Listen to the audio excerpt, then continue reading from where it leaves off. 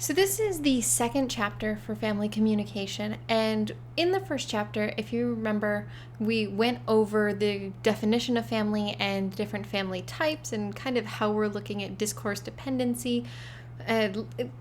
Teensy bit touched on discourse dependency and how we're just going to look at the communication between family members within family types. But we need to take a step back from that and go over what communication is, the fundamental properties of communication, and then using our definition and family types for families, we're going to start looking at communication patterns that emerge between family members within the family dynamic. But before we get into what communication is and how it applies to families, we need to talk about a core concept called symbolism.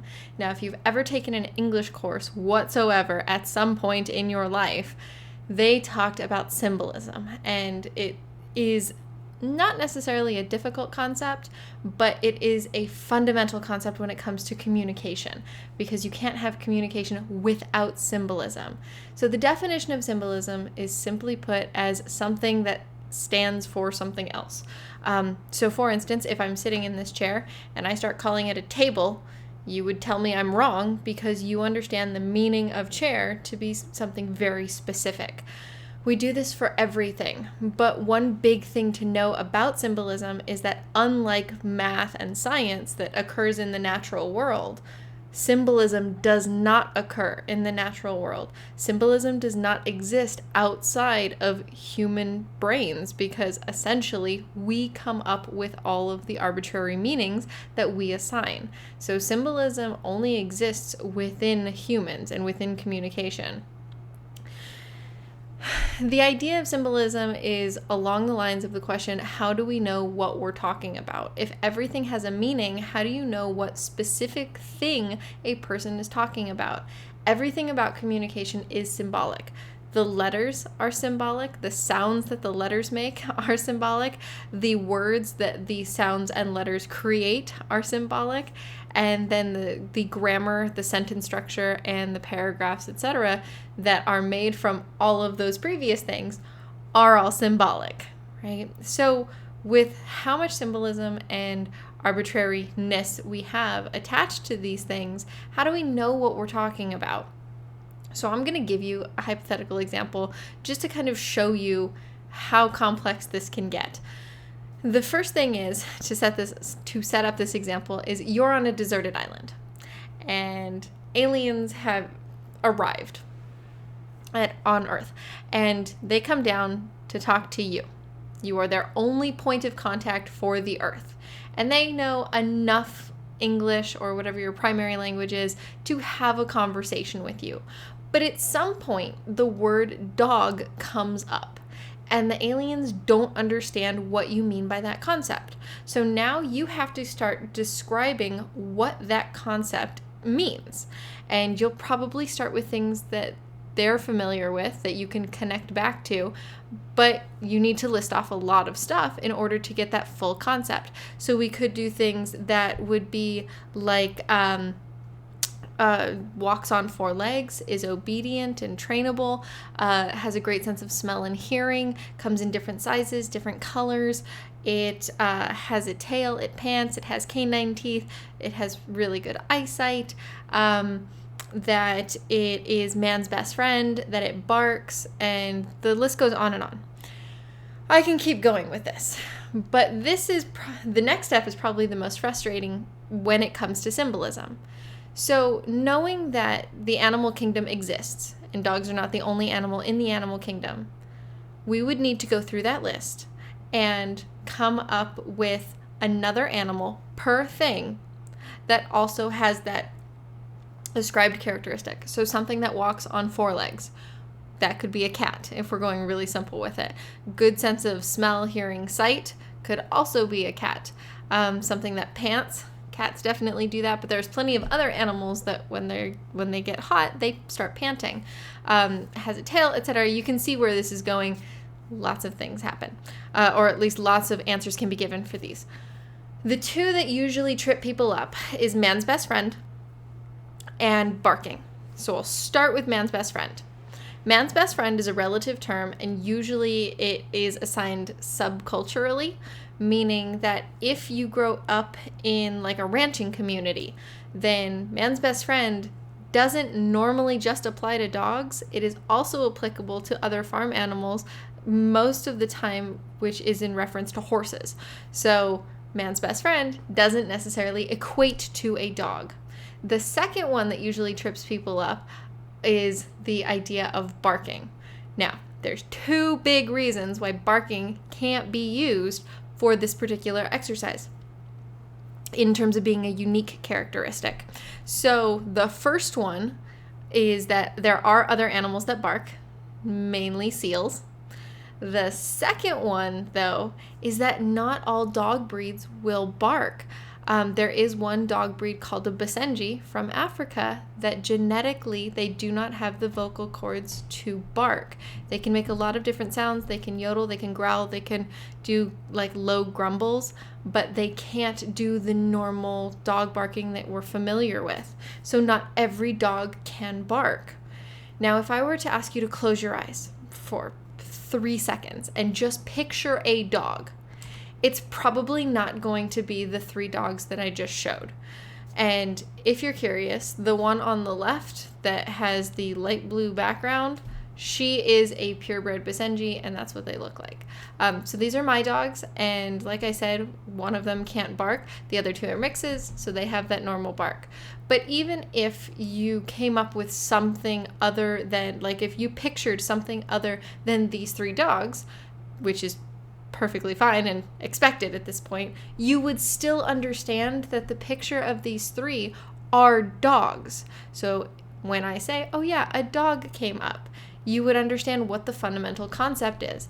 And that concept comes from all of the combination or culmination of the things that we listed off. So all of them walk on 4 legs, come in different sizes and colors, etc., etc. So putting all those things together is the symbolism for what makes up a dog. And that's where symbolism can get really complex, because we have attached so many meanings to this one concept, or we have attached so many qualifiers for this one meaning. So symbolism is the fundamental structure for communication. You can't have communication without symbolism. Which leads us to the transactional model. Now I am going to bounce around a little bit. I'm actually going to start on the right side of the slide. So with the transactional model, the reason that we use the transactional model is because it fundamentally will show us the relationships between family members rather than focusing on the individual. By definition, the transactional model needs at least 2 or more people. If you've ever taken a communication class before this one or besides this one, they will have a full section where they cover the transactional model. The reason being is the transactional model, I've said that a lot of times at this point, is the one model that is consistently and effectively used to study communication. So it is how we view it. You need at least 2 or more people. And because of that one defining characteristic of it, it focuses on the relationships between those 2 people rather than just on the individual itself. It doesn't mean that the individual doesn't get recognized for who they are, but the focus is more on how that person interacts with the other one, not just who that person is by themselves. There is something called negotiation and shared meaning. This comes back to the idea of symbolism. Well, with symbolism, you can create your own language. You can be that little kid who had their own language and culture and history and make up everything. But the problem with that is it's not symbolic at that point. You need other people to accept the meaning that you have ascribed to something in order for it to become symbolic. It's kind of like how when it comes to certain words, people will start trying to use a word as slang, but others will go, no, that's stupid, that doesn't work. It's like the movie Mean Girls, where one of the girls keeps trying to use the word fetch, that's so fetch, but nobody else uses it like that, so it doesn't carry any symbolism to it. So when it comes to negotiation and shared meaning, this negotiation doesn't mean like hostage situation. It means that both people have to come to an understanding of the same meaning. They end up at a shared meaning for whatever that word is. So they co-create a meaning together because it is collaborative. Think of this like the word soon. If, for my family, if they use the word soon, I know that if they're coming over soon, it will be in the next few hours. If my brother and I specifically were to use the word soon to say we were going to go over there, then for us, it would be the next 5 to 10 minutes. Those are wildly different. So as people use these meanings and as they show what that symbolism and that meaning is attached for them, and they interact with people who don't share that same meaning, there has to be some type of shared understanding. So when one family member says to the other, I'll be there soon, you understand what that meaning actually is at that point. So how we get to this point is repetition of an incident can make for clearer meanings. So if my dad says that he'll be here soon, and I expect him in 5 to 10 minutes, and then he's not here for another 2.5 hours or something like that, then that's a learning experience for me to say, hey, I thought you said soon. And he goes, yeah, it would have been whenever I had the chance, which would have been a few hours. And if those types of incidents repeat, then it makes for a very clear understanding of, oh, by soon, this is what he means. But meanings can and do change over time. Just because you stick to one thing for a while doesn't mean that that meaning can't shift. For instance, if my brother and I have a very specific meaning attached to soon, then for us, even if we create and adapt to that shared meaning of within a couple hours, on our own, we might again shift back to what we originally thought or shift away from that meaning. So meanings aren't set in stone. Communication changes, which means meanings can change. Then we have something called the relational versus content meaning. To give you a good example of how this works, I'm going to use a family of 3. So we'll say a lenient parent, a strict parent, and a child. And we'll say you're the child. So you're a little kid and you come home at some point and your lenient parent, whether it's mother, father, it doesn't matter. Lenient parent says you need to clean your room.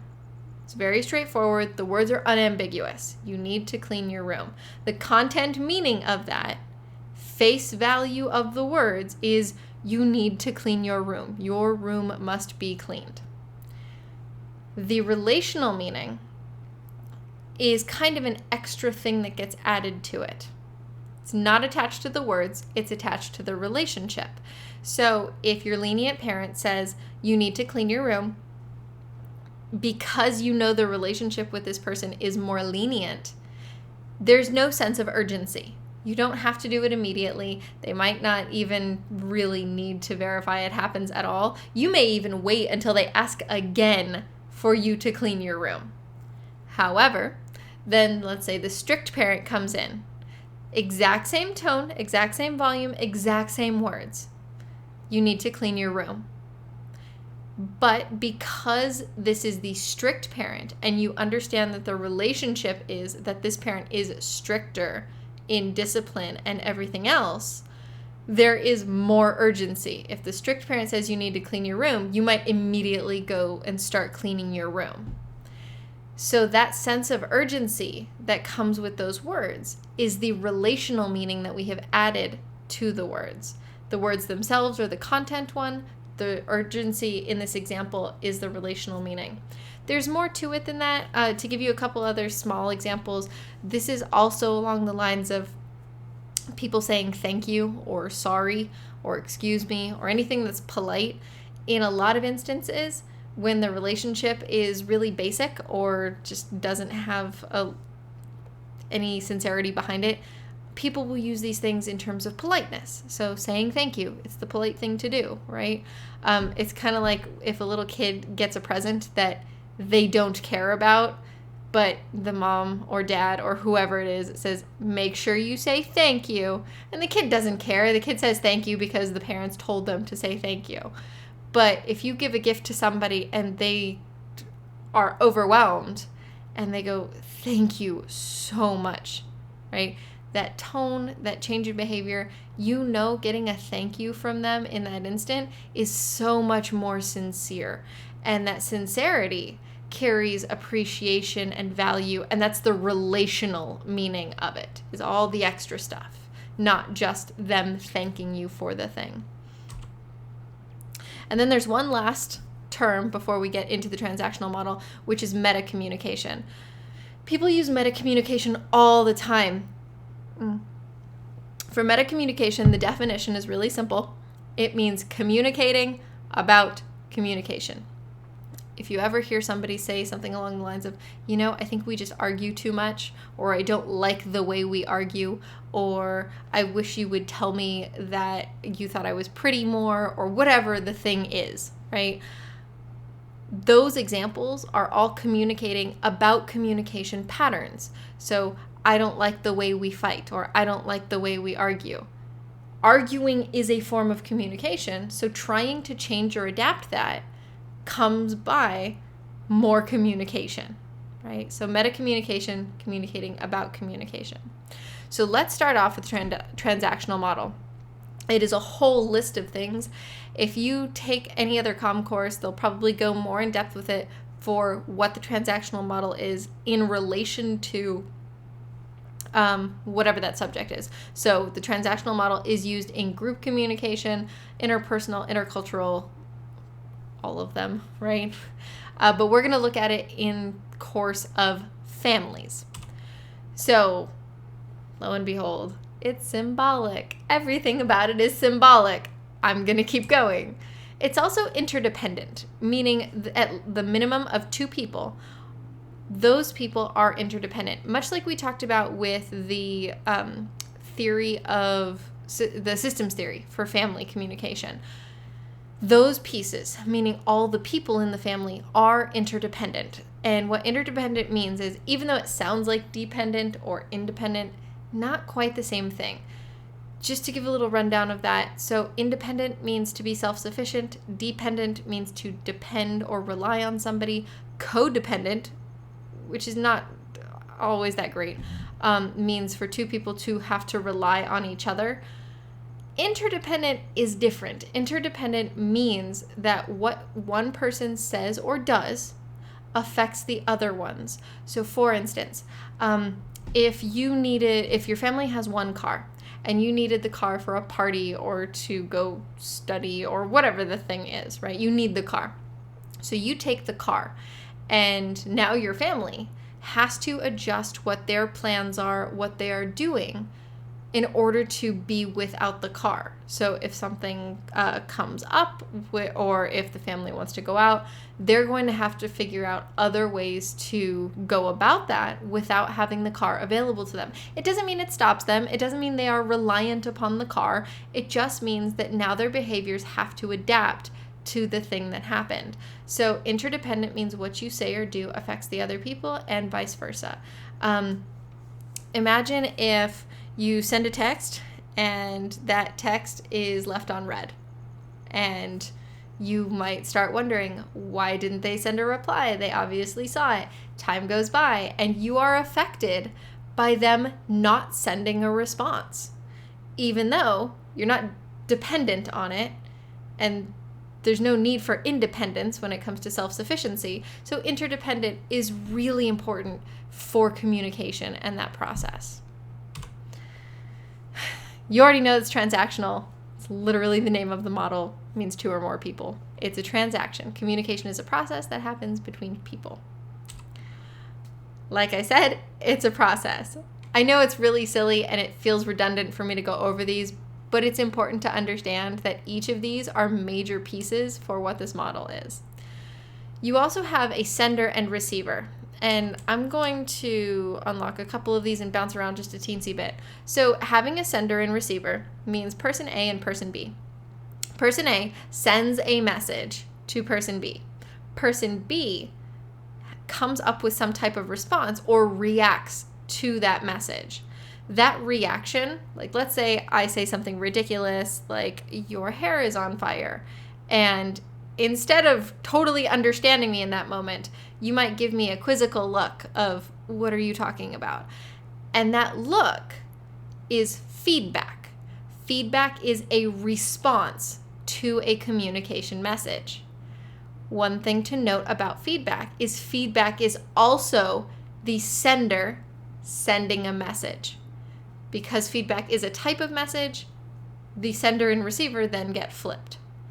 And this all happens in real time, meaning there's no pause button to hit for that person to stop, think about it, then send a response. It happens very quickly, usually while the person's talking. If you're listening to this lecture, you might be, worried or confused about something, and you will make faces at a screen, but I can't see it, except it's happening in real time as I'm talking.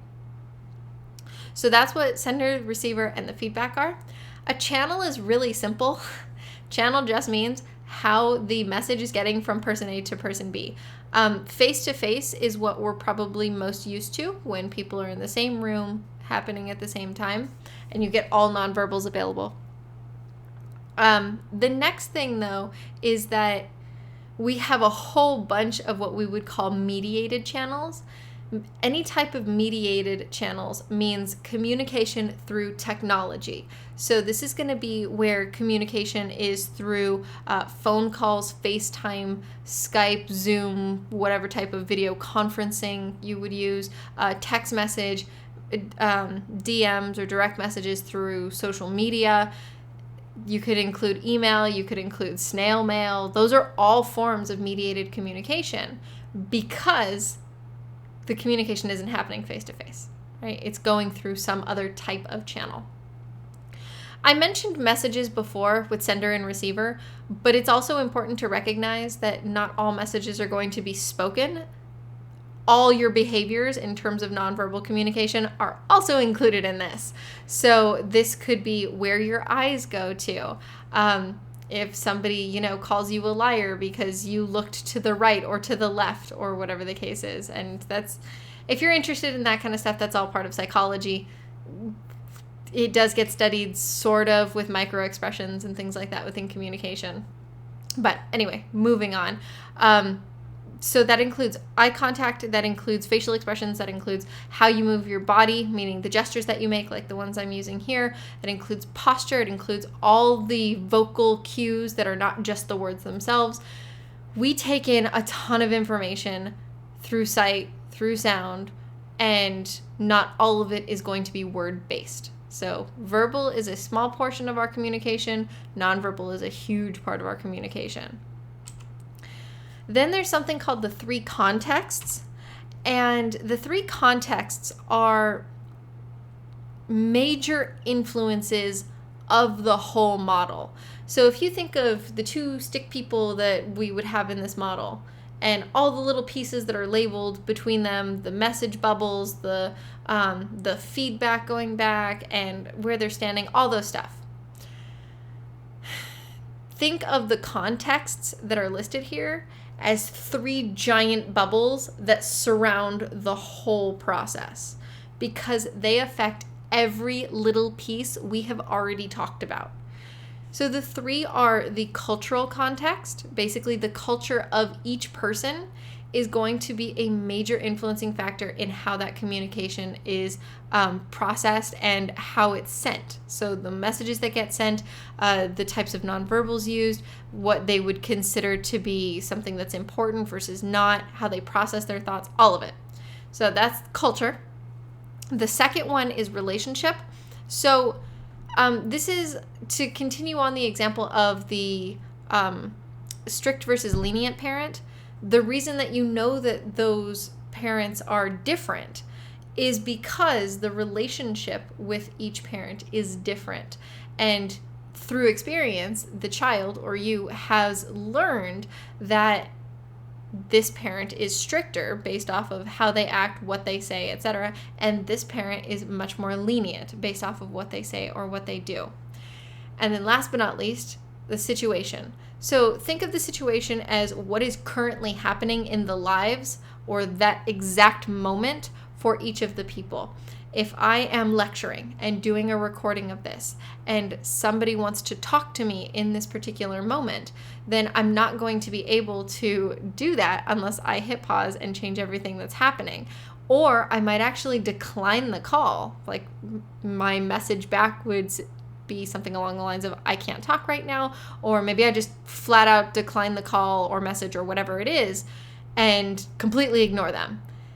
Based off interdependence, they might see that as me ignoring them, and maybe they don't realize I'm lecturing, and it can become maybe a conflict based off that.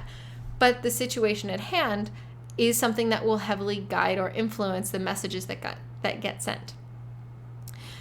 And then the last thing that we have on this model is noise. Now, you're probably familiar with what noise is.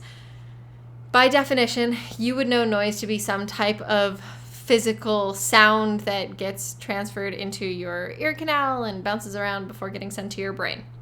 Well, there's more to it than that. Noise, by definition, for what this class will consider it, is any interference of a communication message. So noise is going to be any interference of a communication message. There's 3 different kinds of noise. We have physical noise, or literal noise.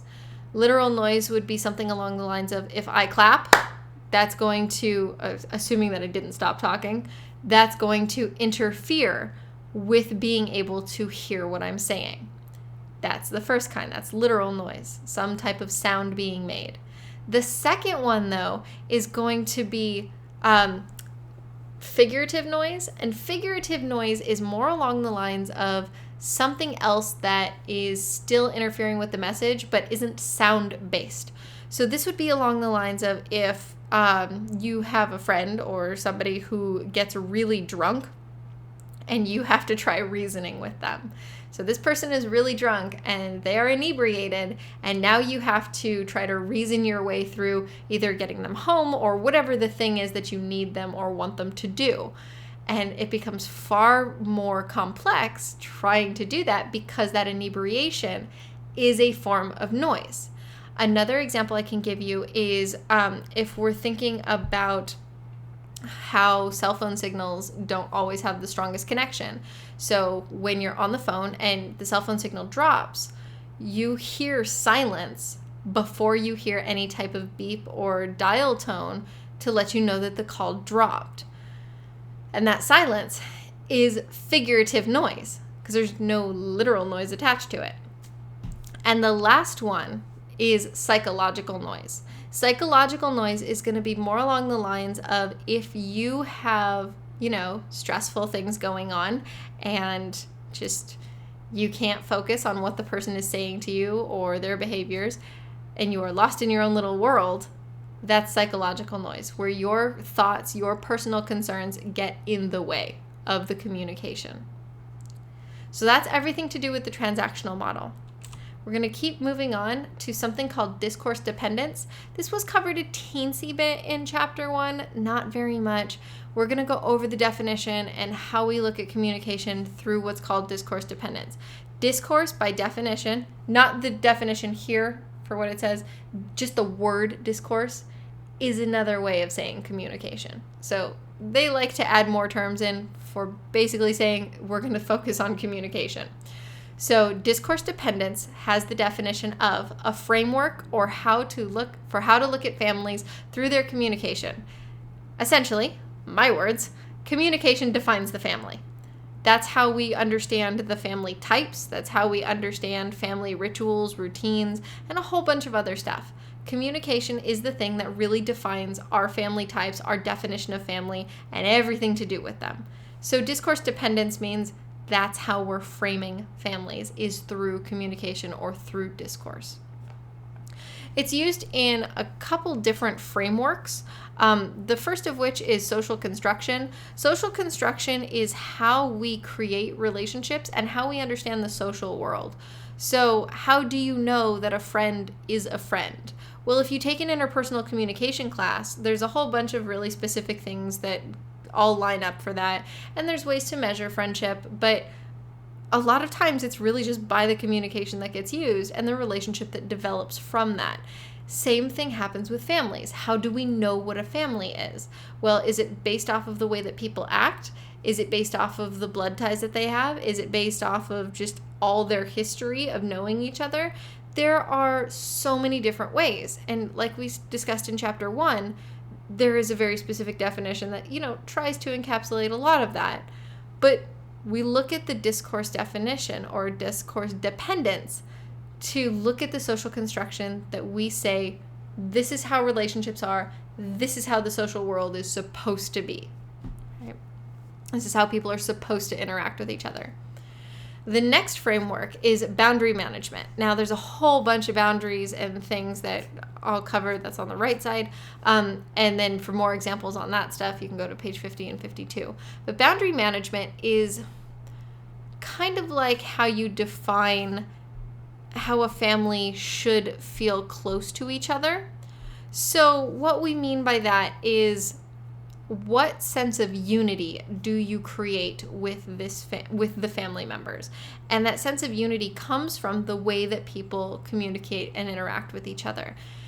There's internal boundaries that get set up from this, and there's external boundaries, and both of which need to be managed. So I'm going to start with the internal boundaries. These are the boundaries that family members have between each other. So the types of boundaries that we have, we'll start with naming. Naming essentially creates a form of status. Now, one of the examples that your book uses is for grandparents. Now, grandma is a perfectly acceptable name for a grandparent, right? For a grandmother. But there's plenty of families that don't use that term. You can have Nana, you can have a whole, that's the most common one that comes to mind. But there are plenty of other names that people call their grandparents, right? And that name that is attached to that person in that role shows what status they are within the family, right?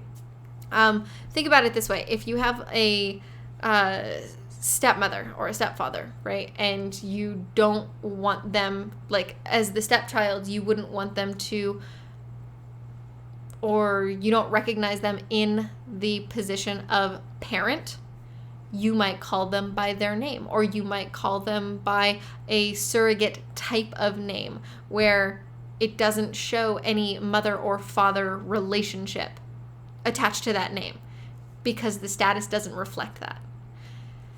I know that's kind of complex when we get more into step families and kind of break down all the relationships with that. We'll go more into detail with it.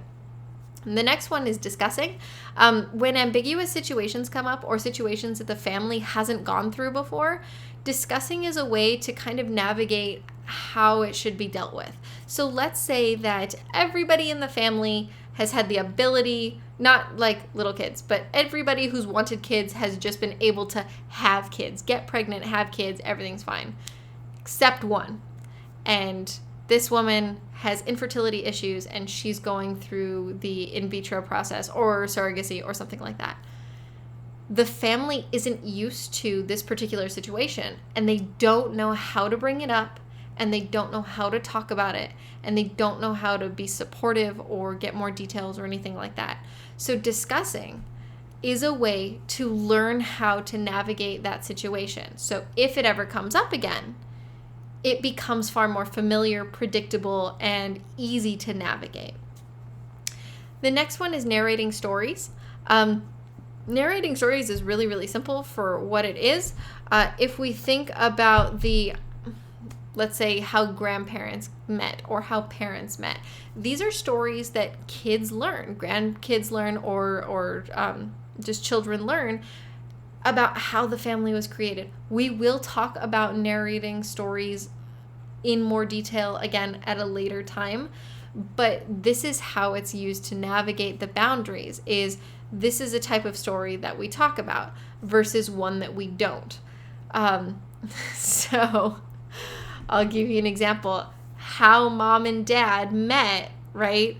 In terms of just a really by the way, I'm going to use just stereotypical normative families because they're an easy fallback, but how mom and dad met is a story you would tell the kids the first time and all the details of how mom and dad first had sex, probably not one that you would talk about. Maybe, depending on the type of family. If a family's more open about that, then that goes into their rituals and rules, which is the next thing. But most families, especially US-based ones, are not that open. They'll have a slightly more conservative foundation or traditional foundation in terms of talking about sex. So narrating stories does show really important lessons and things that have happened within the family, but there are limitations on what stories are told. The next thing is rituals and rules. Rituals and rules are really simple. Think of these as the habits that families form. I know it says routines. Rituals and rules are normally tied together, which is why it's so reflexive for me to say it. We'll get to those again at a later chapter as well. But rituals and routines are the habits that families form. So think about it this way. A ritual or a routine is something that you can technically do on your own. An easy way to go about this is for me to ask, what's the first thing you do when you get out of bed? Some might say go to the bathroom, some might say brush their teeth, some might say get a drink of water, some might say immediately get dressed, whatever the thing is, right? That is your routine. But families have rituals and routines as well. Think of these like family dinners or going to church or having a game night or something along those lines where it's habitual for the family, it's a way for them to bond, and it's something that helps navigate those internal boundaries of connection, right? That sense of unity for the family to feel. So rituals and routines are a really good way of doing that. The next set of boundaries we're looking at are the external boundaries. And what that means is this is how family members interact through discourse or communication with people who are not part of the family. So labeling is a good way of explaining who people are in the family to those who are not familiar with their positions. So labeling it could be as simple as, that's my mom, she takes care of us, right? It's that simple. So those labels get attached and they give an idea to the outside person of who is who within the family. The next one is explaining. Explaining, legitimizing, and defending are going to sound very similar. They're not. Explaining is just, oh, let me explain more about this. This could be as simple as explaining who lives with who. So if let's say a child does not live with their mother, but they still have a very close relationship with them, except the child lives with grandparents or an aunt or something, that explanation could be really simple of just, oh yeah, I don't live with my mom, I live with my grandmother. That's it. That's all an explanation needs to be, right? It doesn't mean you're trying to defend a way of life. It doesn't mean you're legitimizing it and confirming anything. It's just an explanation so other people can understand. The next one is legitimizing. Legitimizing is about confirming standards. Think about it this way. Every family has its own rules for family members to follow. Legitimizing basically means, hey, this is a rule my family has. And it's not necessarily explaining, it's confirming the standards that need to be upheld within the family. It's not defending those rules either. Like I said, these are all really, really similar, but they stand on their own separately. And then last but not least is defending. Defending is typically when some type of criticism or a negative face type comment gets brought up about how a family interacts with each other. Imagine that you are a parent and you have a nickname for your child or talk to them a certain way or say something, and somebody from not in the family says, I don't think you should say that to your kid, right? Or talk that way or whatever the case is. And immediately the family may band together and go, who are you to tell us how to raise the kids and how to talk to the kids? And I'm using a really simple example. It's kind of vague for what it is, but that's what defending is. Defending is kind of one of two things. It either will force the family to go, wait, why are we doing this? And show that the behavior isn't right. Or the family will typically band together and go, who are you to tell us how to live or whatever the thing is, right? So those are the external boundary managements. We're going to keep going now. Now there's a term called cohesion. Cohesion is a very big concept that we are going to cover in depth. Another one is adaptability, sometimes called flexibility. Both of these are going to get their own slides. But before we get to that, they are part of what we call the circumplex model. The circumplex model, essentially, it's kind of like a Venn diagram, sort of. Don't worry about what the model looks like. You're not going to be tested on it or anything like that. But you do need to understand that cohesion and adaptability are the biggest frameworks we will look at in order to understand how cohesion and adaptability affect the family and how communication is used in those concepts. I know it's kind of vague until I actually explain what they are. If you ever do look up this model, it's rare that communication is labeled on the model, because communication is the thing that the frameworks are used to understand the communication. So putting it and labeling it on a model becomes kind of difficult to really understand that. So cohesion and adaptability are the frameworks to view communication, and the definition of cohesion is the emotional bonding of family members. This is how close you feel to family members. If we ever talk about intimacy, please understand that intimacy does not equate sex. I know it's used as a euphemism a lot for sex, but it's not the same thing. Intimacy in communication standards is defined as a sense of closeness to another person. So intimacy, when it comes to family members, is measured with cohesiveness. Cohesiveness is that sense of closeness that you feel to other family members. So we're actually going to look at the 4 different levels of cohesion. Between cohesion and adaptability, which is the next slide, there are 4 different levels, and the extreme levels, meaning the outside ones, the first and fourth ones, tend to be the more dysfunctional families. You've heard the term dysfunctional family before. Most of the time, actual dysfunctional families on these 2 scales will fall to one end or the other, and that's what will make them more dysfunctional. So with cohesion, communication is seen to develop, maintain, and change cohesion. If you are closer feeling to a person, you might talk to them more. There might be, a very specific way that you talk to them, or the types of things that you would say to them might change over time. Cohesion is also used to maintain. Communication is also used to maintain cohesion. So if you want to stay feeling close to somebody, then you'll use words and sentences that will reflect that, and then it'll help develop it. So let's say that there is a step family, right? One that does not immediately have cohesion because there isn't a full history of it.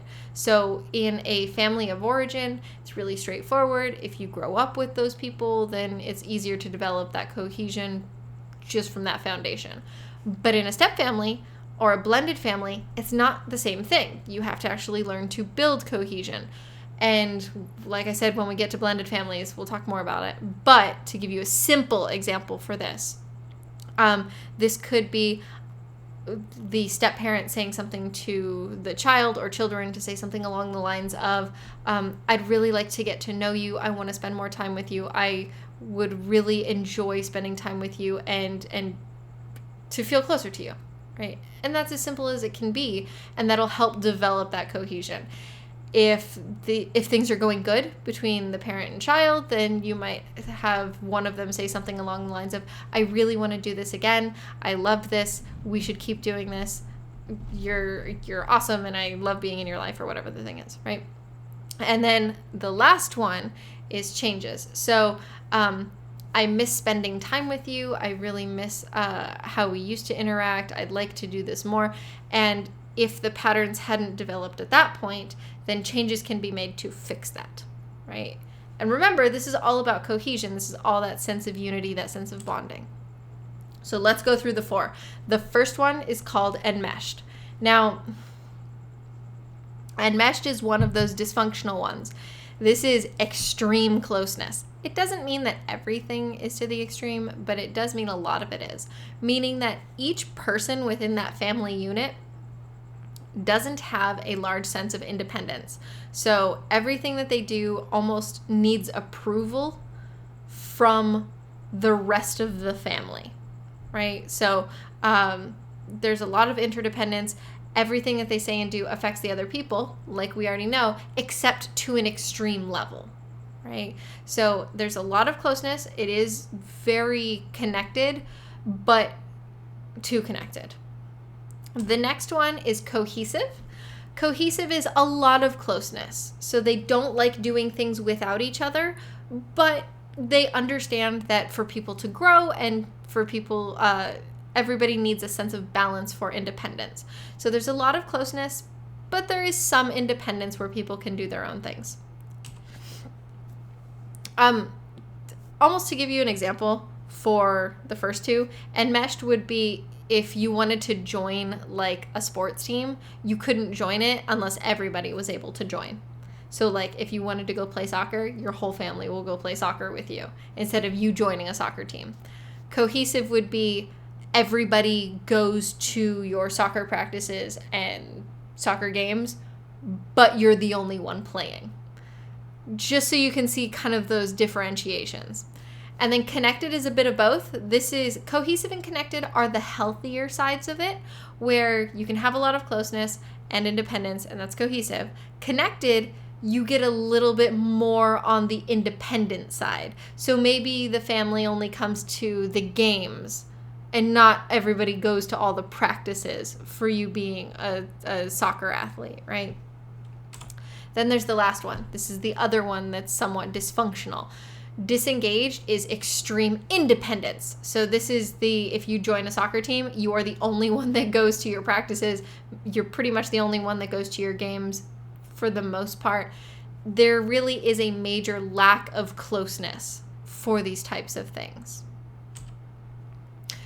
The next thing is flexibility. Like I said before, flexibility and adaptability, same thing, same term, right? Or different terms, same meaning. Depending on the book that you read, they're interchangeable, so don't think too much about that. But we'll talk about flexibility next. The definition is here. It's the amount of change in a family's roles, leadership, or relational rules. Every single family has developmental stages. We will get to those. But through those developmental stages, a little kid has very specific rules and a very specific place in the family of things they are supposed to do, allowed to do, etc. As the kids grow up, the rules change. Mostly. In a lot of families, they do. Like, you would not treat a teenager the same way that you would treat a 4-year-old. Maybe some families do. But that's where we start to see kind of the differences with the dysfunctional parts of it. So, like I said, extremes are called dysfunctional, and the ability to change structure is seen as a necessity and desirable. Like I said, as kids get older, things will change. And I'll give you even a bigger example. Imagine if grandparents who take care of the parents are always the head of the household, even when they're like 85 and can barely take care of each other, let alone anybody else. If we had absolutely no flexibility, they would just be working and taking care of their descendants until they die. That's not usually how families will act or treat elders. Most of the time, at some point, the parents, daughters and sons of the grandparents, will switch those roles and become the caretakers for the grandparents. And most people will see that as healthy and a necessity, right? And something that they want to happen. That's what it means by changing the structure, is being flexible with those roles. There is a figure on page 58 2.3b, you will be tested on it. Please make sure that you look over it. The idea is that it is cohesion and flexibility on a graph to show you exactly what the quadrants are and how families can kind of move around based off of that graph. So there's 4 levels of flexibility. The first one is rigid. And remember, 1 and 4 are going to be the dysfunctional ones. So rigid is very authoritarian, and it's all leadership based with very little change overall at all. If you have ever seen That 70s Show, the Foremans are pretty close to this. They're not 100% to the extreme of this, but they're very close to it. So the dad in the stereotypical heteronormative family, he makes all the decisions, and that's pretty much it. What he says goes. There's no wiggle room. There's nothing, right? And everybody has to abide by that. Even the teenagers, even though they're given more responsibilities, are not seen as being able to make decisions for themselves. So it's very rigid. The next one is structured. Structured is a little bit better. This is limited shared decision making, meaning if we're using That 70s Show with Eric is a teenager and he's given responsibilities and the ability to start making choices for himself. And the choices that he's allowed to make are really specific things, but they do allow him to make those choices and to grow from it. Moderate change can happen. This could be something along the lines of, as kids grow older, then they get more responsibilities and they are able to take over some of the parental roles. This could be babysitting, it could be cooking, cleaning, etc., helping pay for bills for the house. So there can be some moderate change. It's very, very minimal if we're looking at the kids. If we look at structured, this is almost along the lines of where both parents will be the ones who make the decisions. And so, like, if we think of rigid as being one parent makes all the rules, right, and follows through, etc., structured would be where, if we're using That 70s Show, Kitty says, well, wait a second, I don't think that's 100% right for how this should go. And then Red defers to her. If you don't know who these characters are, that's okay. So the dad defers to her, the mom, when she says, no, I don't think that's right. That doesn't happen a lot in that show, which is why they are more of a rigid family. But structured is going to be more kind of like co-parenting, sort of. The next one is flexible. This is going to be definitively where we see kids taking over for parental roles. Things like, oh, we need a babysitter. Well, now you're in charge of changing the diapers and everything for your younger sibling. So it's definitely shared and flexible when it comes to the shifting roles and rules, especially with higher change. This is as they get older, 100% they will have different roles, right? So this might be, oh, no, you're a teenager now. You are going to be treated as a young adult, which means here's all your responsibilities. This is what we expect of you now.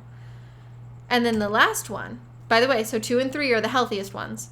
The last one is chaotic. This is really unhealthy. This is, we get into a lot of problems with this one. Grey's Anatomy has a really good example of this with Alex's character.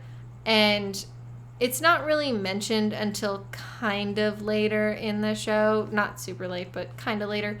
That Alex came from a really bad background where his dad was very abusive and his mom had a mental disorder, so she was a schizophrenic who didn't take her meds, which means she could be violent. She could kind of fly off the handle if she couldn't see reality for what it was.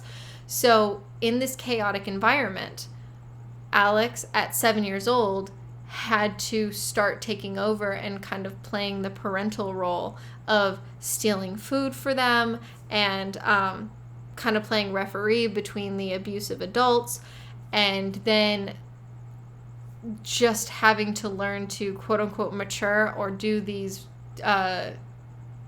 responsibilities even as a child, when he shouldn't be having to worry about that. So that's very chaotic. It's the non-existent leadership, confused roles and rules, and a lot of change, like all over the place. So in some instances, he'd be a kid that would be told what to do. And then in other instances, when the parents aren't taking care of themselves, he has to step up on his own for that. Another example of kind of a toxic, dysfunctional, very unhealthy example would be if, let's say that there are two parents and one of them cheats and the other one finds out. So parent A cheats, parent B finds out. Parent A starts talking to the kids and says, oh, well, parent B cheated and this is really crappy and it's destroying the family and all these things. Essentially, what they're doing is they're creating a confidant out of the child, and that is incredibly toxic and really bad for the structure of the family. There's a lot more really terrible and kind of abusive things that can be included within the chaotic structure. It's a really, really bad one, just because that leadership is very confused, and depending on the developmental stages for the children, can be incredibly unhealthy. Okay, moving on to more positive things. The FCP theory stands for Family Communication Patterns Theory. It is a theory that basically says that families create a shared social reality, and that reality is frameworked or created through the perceptions of attitudes, beliefs, and values from all the family members. Think about it this way.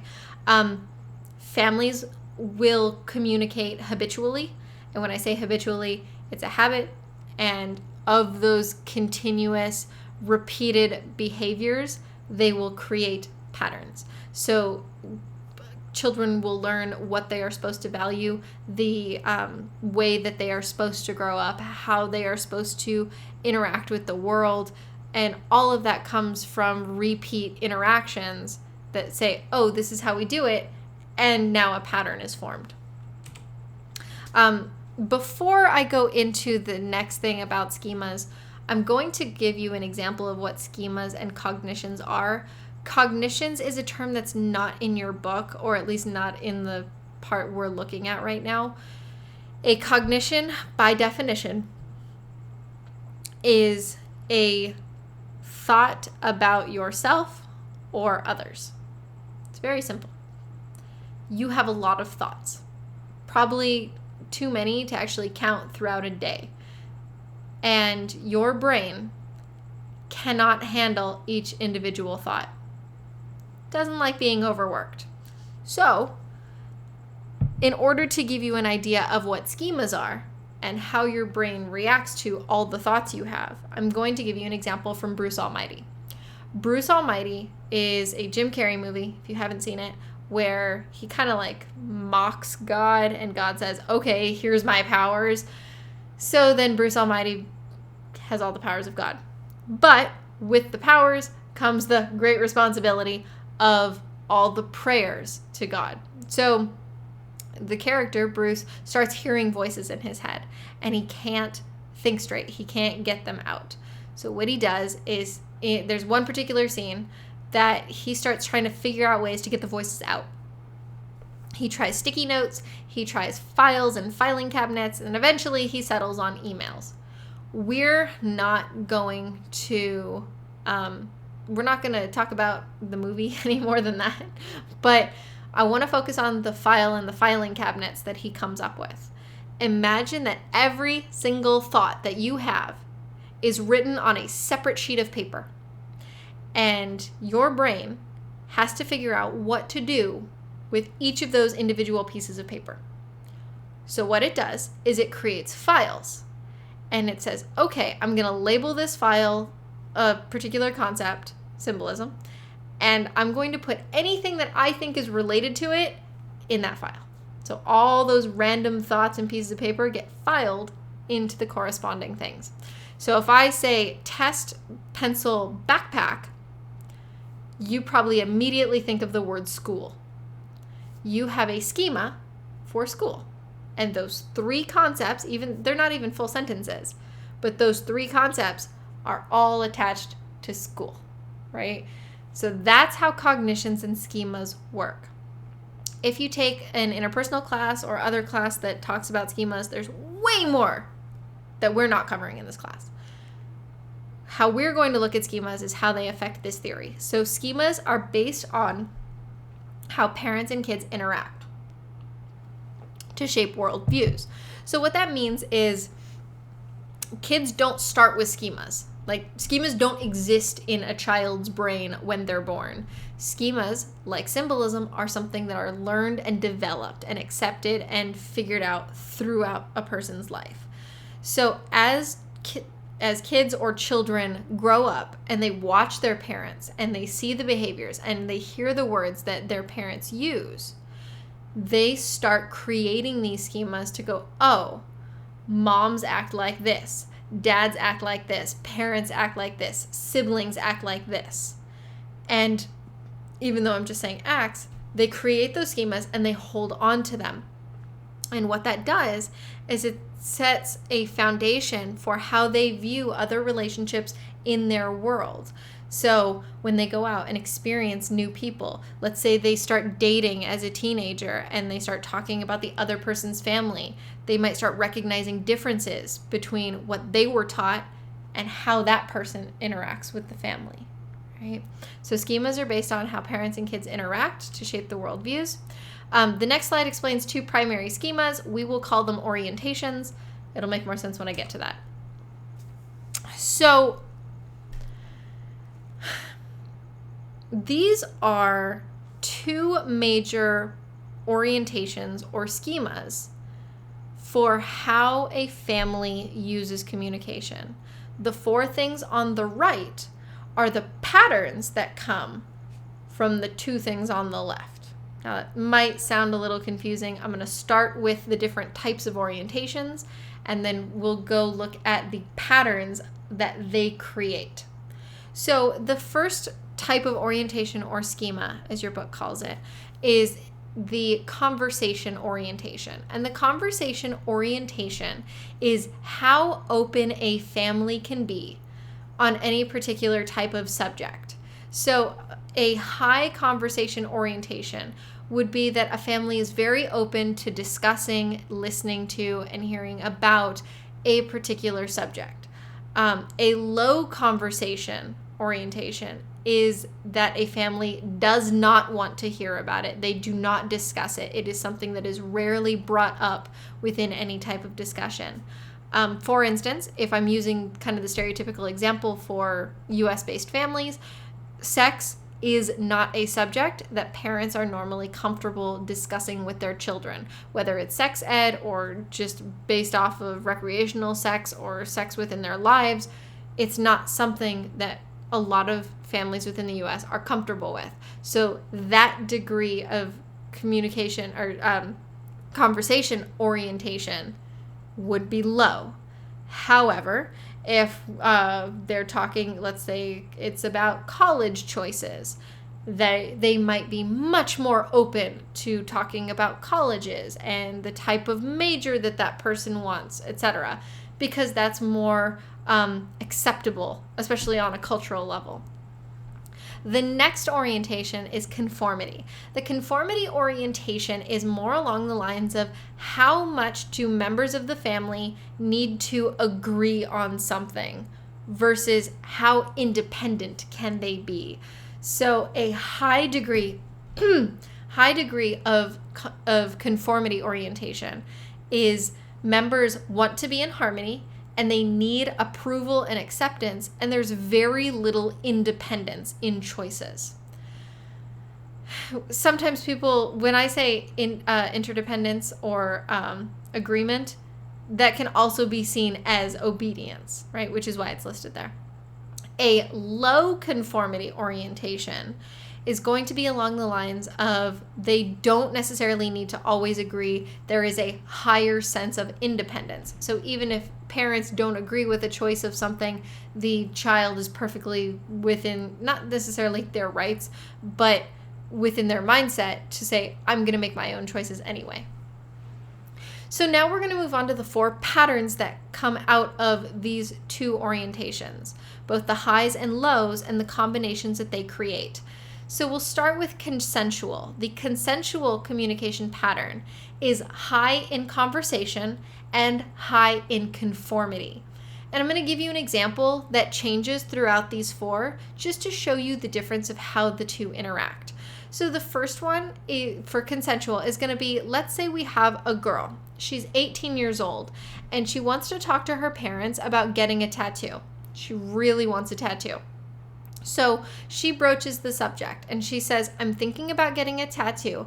And she's very open about it because the high part of the conversation means she can be open about it. So she is very detailed. She tells them where she wants it placed on her body. She tells them the type of design she wants. She tells them the meaning behind it. She tells them how soon she wants to get it. She tells them how big she wants to get it, etc. A whole bunch of stuff, right? All the details about it. She wants to hear everything they have to say as well. So the parents feel very free to tell her whether they agree with it, they don't agree with it, and maybe throw in their own ideas. So maybe change the coloring or the design or how big it is or whatever the thing is. But everybody's very comfortable being open. But with this pattern, it's also high in conformity, which means that if it's high in conformity, the idea would be that if the parents don't agree that she should get one, and they're very vocal about it because they can talk openly, if they say, we don't want you getting a tattoo, that conformity level will say she's not going to get it because her parents don't want her to, even though she's 18 and she can make that decision on her own. The next one is pluralistic. Pluralistic is high in conversation, low in conformity. So high in conversation, they have that same conversation. She's very open about all the details. They're very open about their opinions. Low in conformity, though, means regardless of what they say, she's still going to go get the tattoo. So even if they don't agree, she goes, I respect your opinions, but I'm still going to get this. Protective is the third one. This is low in conversation, but high in conformity. When something is low in conversation orientation, and by the way, not every subject is going to be treated exactly the same. I'm using tattoos, but between tattoos and food choices, those could be completely different levels. So the low in conversation for this example would be that maybe she doesn't tell them that she wants the tattoo. She says something along the lines of, what do you guys think about people who get tattoos? If she even brings it up at all. So she brings it up in this very, very disconnected way. What do you think about people who get tattoos? And her parents go, we don't know why people would get it. We don't think it looks very good. It looks kind of trashy. We don't agree with it. And because the conformity level is high, she won't get it because her parents disagree with the concept, even though they don't know it's about her or anything to do with the situation. Laissez-faire is the last one, low in both conversation and conformity. Now, what that combination does is she may or may not even broach the subject. So maybe she brings up the idea of, what do you think about tattoos? If she does at all. And then her parents might say, we don't like it. We don't like people who get them. We don't think it looks good, blah, blah, blah. But because it's low in conformity, she goes and gets the tattoo anyway, even if she doesn't consult with them beforehand. So those are the 4 different patterns that come from these orientations. Now this slide is meant to be funny. I hope it is. These are kind of the cringy, awkward family photos. They're all photos of just families at holiday times where they do some type of theme, and it's meant to be just, silly and kind of out there. The reason that I bring up these photos, though, is not because there's anything that you technically need to know about them, except that they are good indications of families and creating a family identity. It doesn't mean that the photos themselves are the identity, but they are kind of a snapshot pun intended, of values that the family has. So if we look at the karate one, it's because maybe the family themselves are really interested in karate type movies or martial arts type movies or culture or whatever it is. If we look at the Christmas tree one, maybe the family is really interested in Christmas and they view that as a big bonding experience. The last one I don't have any suggestions about. But supporting family functions, we're going to start with what functions exist, and then we'll talk first about family images. So there's 4 different functions of support that comes from families. The first of which is to establish satisfactory congruence of images. That's what family images are. We'll discuss that on this slide. The next one is evolve modes of interaction into central family themes. Those are going to be like family mottos. So things like, that's not what we do, right? So that statement, when they say we, you could interchange that with any type of family name. So that's not what Smiths do. And that's very indicative of this family has this value or this ideal. We'll get to that. That's on the next slide. Then there's 2 more. The third one is establish the boundaries of a family's world of experience. That's going to be more boundary management. So we kind of covered boundary management a little bit. There's way more to it.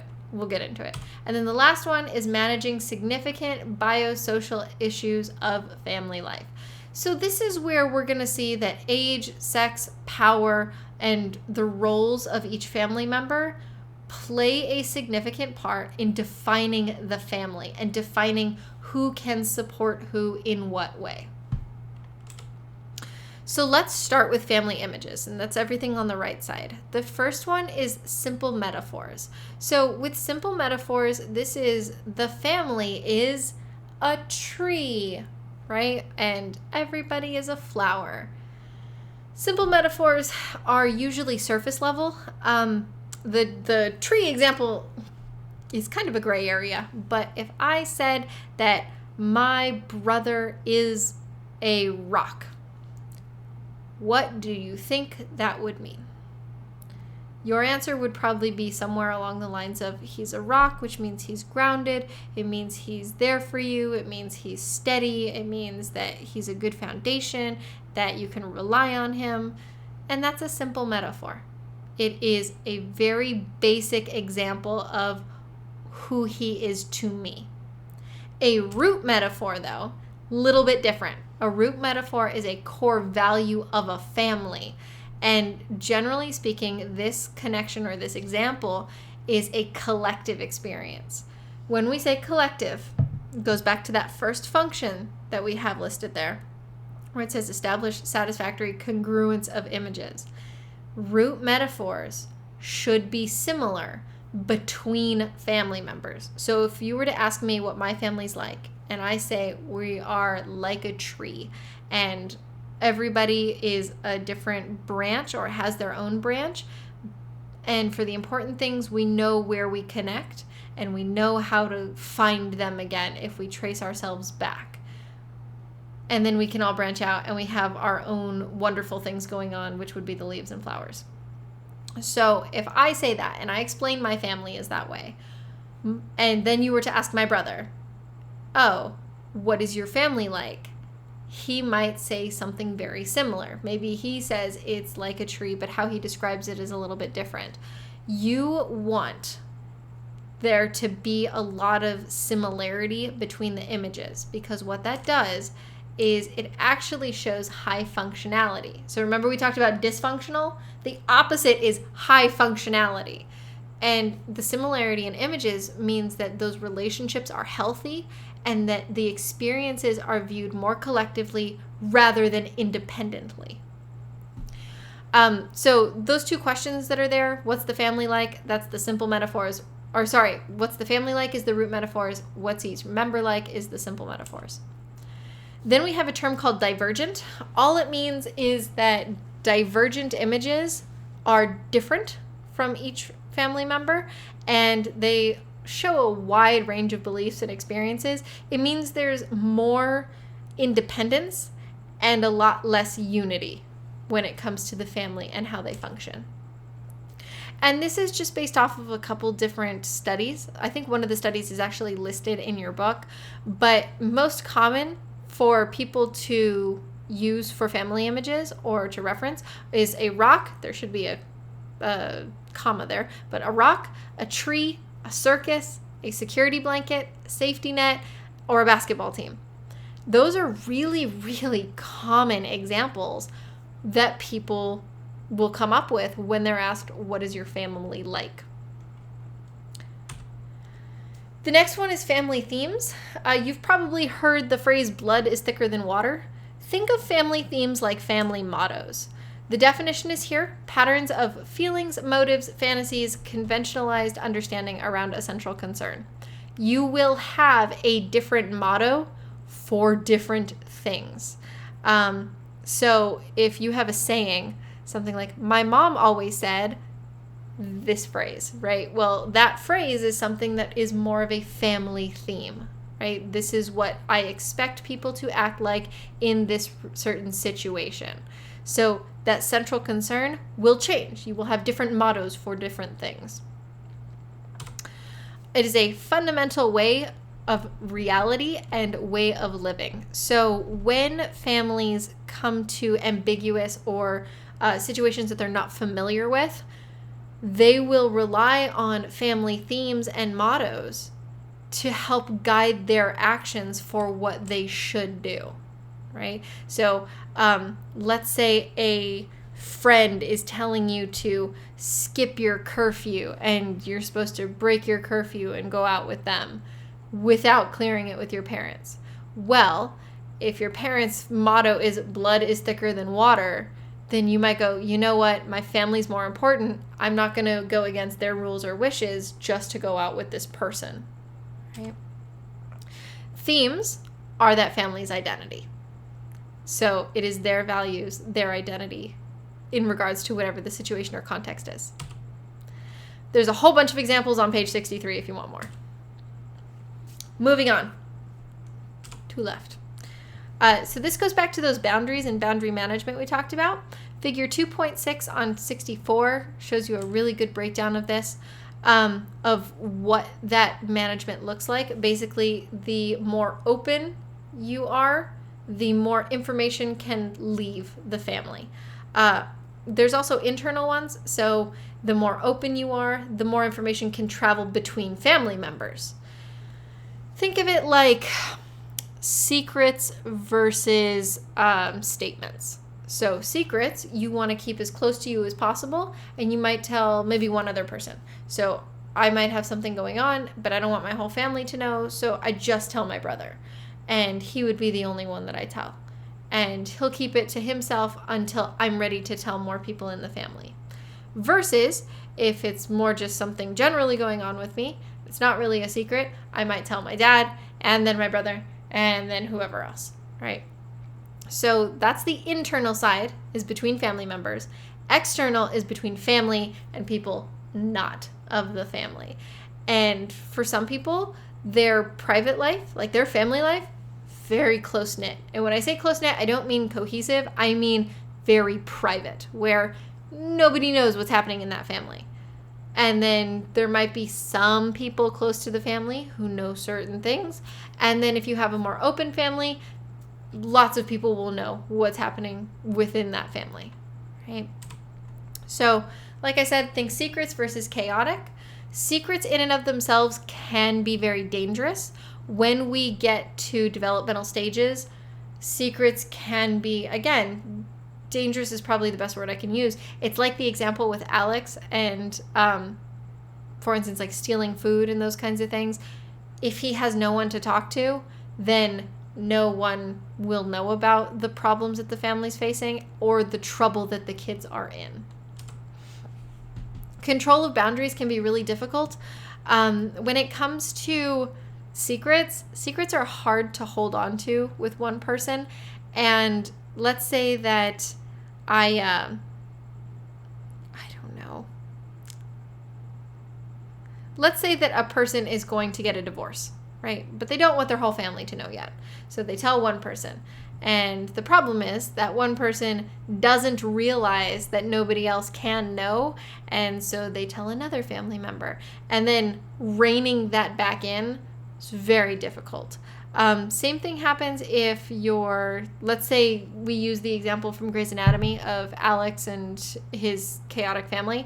Well, if he talks to somebody who's not in the family and says, yeah, I haven't eaten for a couple days, and he's, 8, that person is going to see a big red flag and get CPS involved and be really worried and try to take the steps to help the family.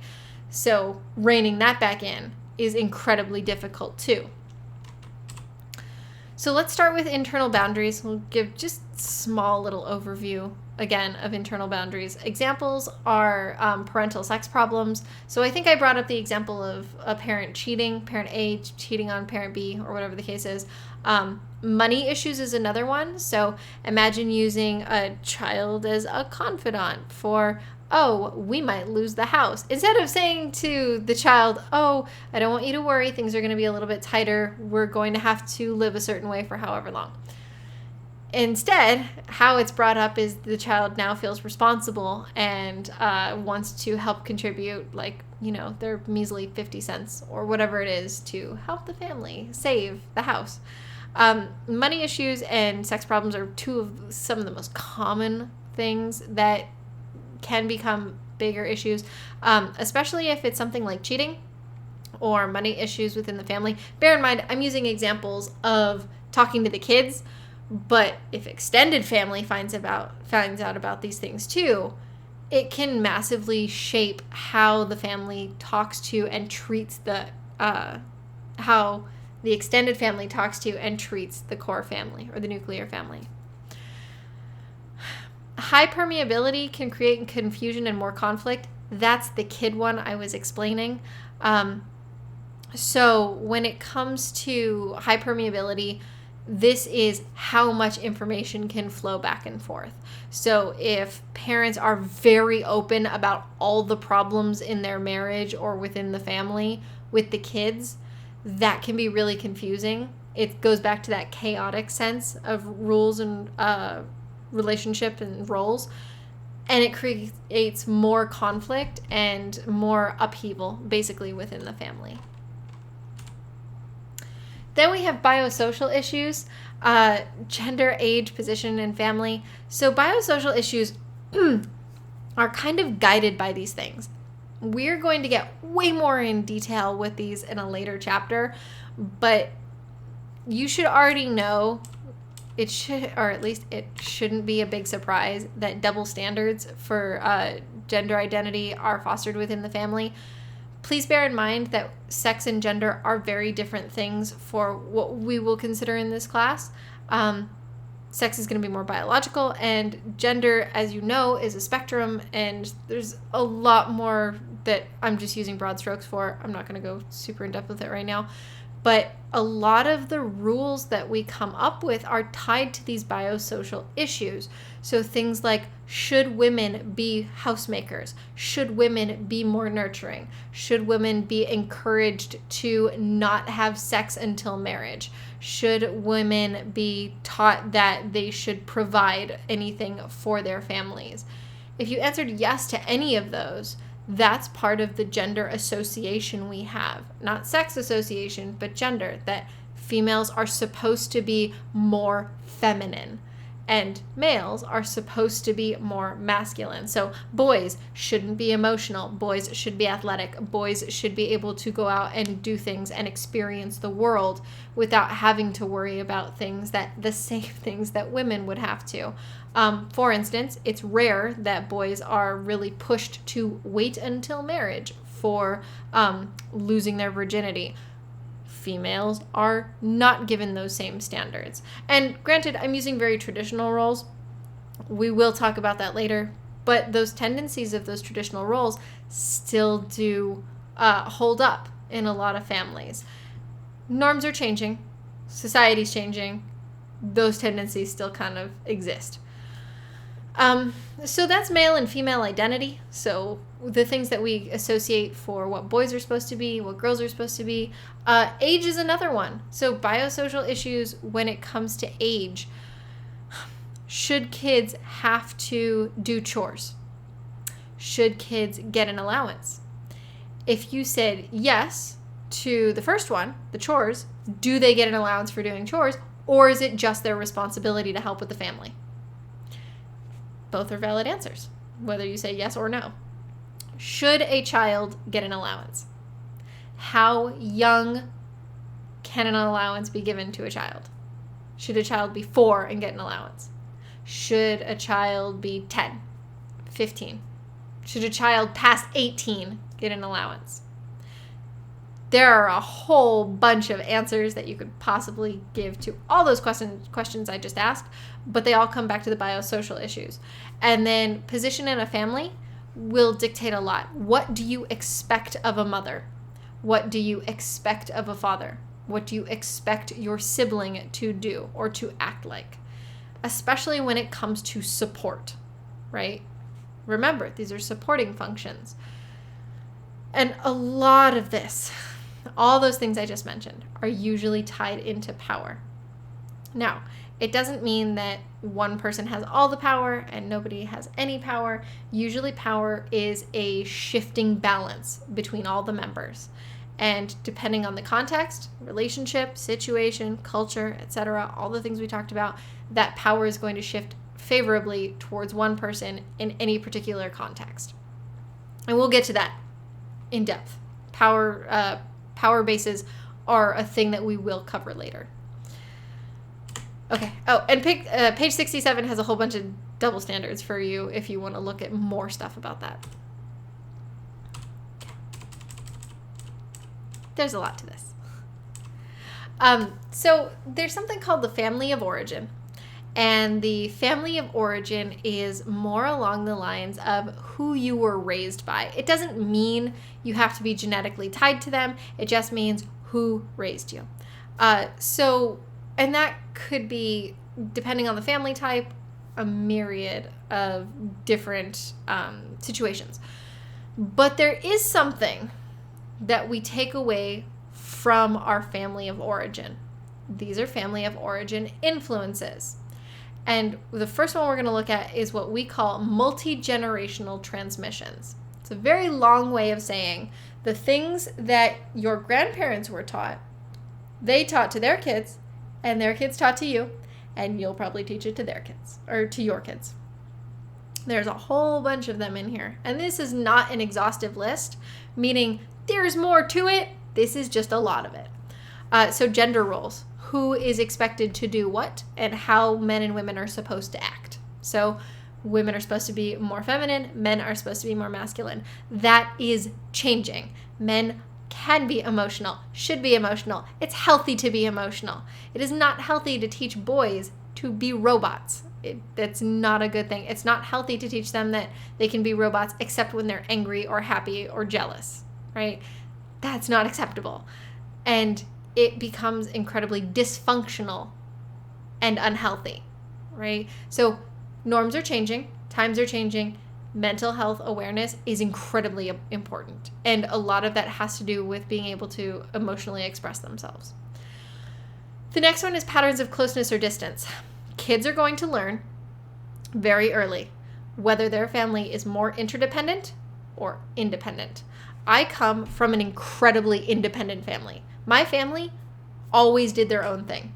And each person was basically taught, you do your own thing and we connect only when we need to.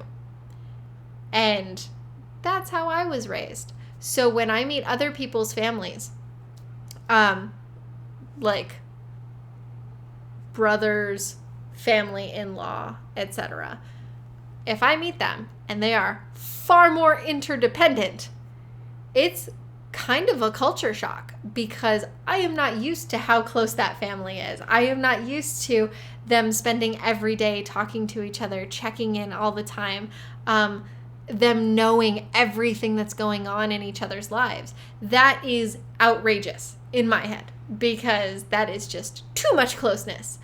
But that's because I come from a very independent family. So our connecting is rarer and doesn't live up to those kinds of standards. The next one is boundary management. So kids will learn, of course, like we talked about, what can be talked about, who that thing can be talked about to, when that thing can be talked about, and all the other little in-betweens there, right? So boundary managements are learned. And remember, multi-generational means this isn't just something that parents came up with.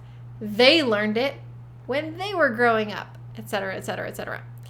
Conflict patterns is another one. This one is incredibly important. A lot of times people don't realize the effect that conflict and parenting styles or things like discipline have on a child. Now, I'm not invalidating anybody's experience for how they grew up, but understand that how you grew up, how you were parented, how you saw your parents interact with each other is something that you will hold on to in those schemas that we talked about, and you will utilize as a worldview on how to raise your kids. Even if it means I don't want to be like my mother, I don't want to be like my family, I want to change because that is not how I want to raise my kids. That takes a very conscious effort to break those patterns, to break those transmissions. It doesn't mean that you can't. It doesn't mean that there's anything wrong with breaking or keeping those traditions, but it's up to a person who is consciously aware of that to happen. A lot of times we're not. We just kind of go, this is the way to raise a kid because this is how I was taught. And that's it. And that's as far as we think. And that's perfectly acceptable too.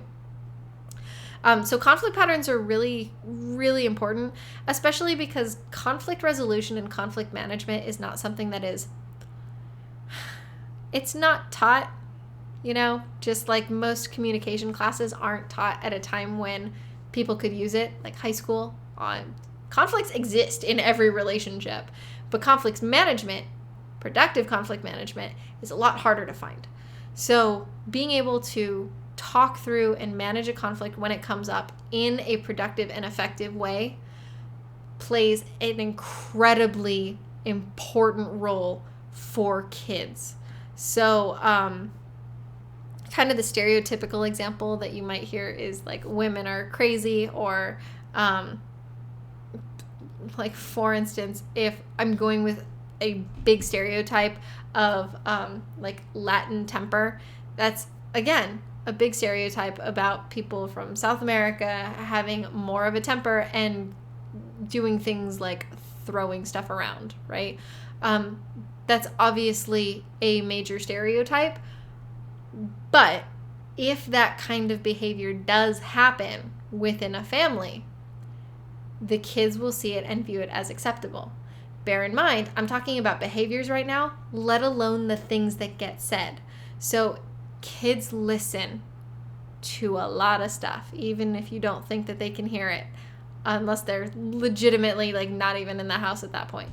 But the things that get said in an argument and in conflicts can play just as much of an important role.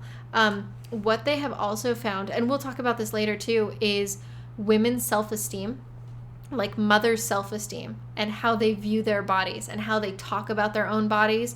So things like a mom saying, I wish I were skinnier, or I've gotten fatter, or whatever other type of statements that would be somewhat derogatory for themselves or self-deprecating. Girls are more likely to be influenced by that than things like advertisements because of the multi-generational transmissions, and they will hold on to that they think their body needs to look a certain way in order for their self-esteem to be higher or to value themselves, etc. And I know that's a really serious tone that I'm taking, but please understand that these are things that last lifetimes. So it's important to realize how deep it runs. There are more things that from the family of origin that can be huge influencers. So you can have family patterns of divorce or addiction or whatever other, like this could be gambling, it could be drugs, it could be alcohol. Divorce is one that's not necessarily addiction, but can be just as rampant. You can have patterns of things like people having multiple kids in the family. One thing that I didn't mention yet is something called resilience. And I've brought up a lot of serious examples. So resilience is thriving from adversity. Now, when we talk about adversity, that means that there is some type of obstacle or challenge a family faces that they have to not just survive through, but effectively manage and overcome. And thriving from adversity means that not only do they overcome it, but they are positively changed or impacted by the thing. So if this is a child that has a learning disorder, or if it's a major upheaval in the family, like a death in the family, something that the family has maybe not experienced, but creates a big challenge for them to have to overcome. That's resilience. There's something called a genogram. I'm not going to go into it in depth with this video. You will have a genogram project coming up where you will look at patterns of your own family and not necessarily a history of them, but break down the patterns or some patterns within your family. And I'll get to that. But there is a page, so the family of origins influences, I don't remember exactly what page it is, but it does give you a breakdown of what a genogram is and kind of what it looks like. There's two more influences for family of origins, the first of which is members' ethnic heritages. I'll give you an example for this. This could be as simple as the example of Friends. So Ross and Ross's child, right? Ross has a kid. The child's mom celebrates Christmas, and Ross wants him to celebrate Judaism, so being Jewish, and Hanukkah. And that ethnic heritage plays a very large part in how that little fictional boy would grow up, in terms of, does he belong more to the Jewish community? Does he belong more to the Christian community? Is he a blend? How does he navigate that, right? And we will talk about that more at a later time, but Ross in the show was very adamant about wanting to have that ethnic heritage passed on for his son to value, so he could have it ingrained in his values and to pass it on when he has kids. And then last but not least, the biological or genetic factors. Genetic factors can be really important. If I use Grey's Anatomy again, this is like being tested for Alzheimer's. If you are more prone to having Alzheimer's run within your family, it's something incredibly important to look for. Obviously, this really only applies to genetically based family members. So even if a child is adopted, they might want to get a medical history from their biological parents. So biological and genetic factors are important. Huntington's disease is one that's passed on genetically. Alzheimer's, early dementia, cancer can be one that is genetically predisposed. There's a whole bunch of medical issues. Sometimes even mental health can be more genetically predisposed as well. So those are incredibly important and can play major influencing factors as those kids grow up. The last thing that I have on here is just, if you want to look at it, there's no test questions or anything about it, but studies about spanking have shown how spanking kids can affect them later in life. And that's just what this simple article is about. Regardless of your stance on spanking, it is important to recognize that those transmissions are very real and will affect people later in their life. That's it. So if you have any questions that this video didn't answer, please feel free to reach out to me.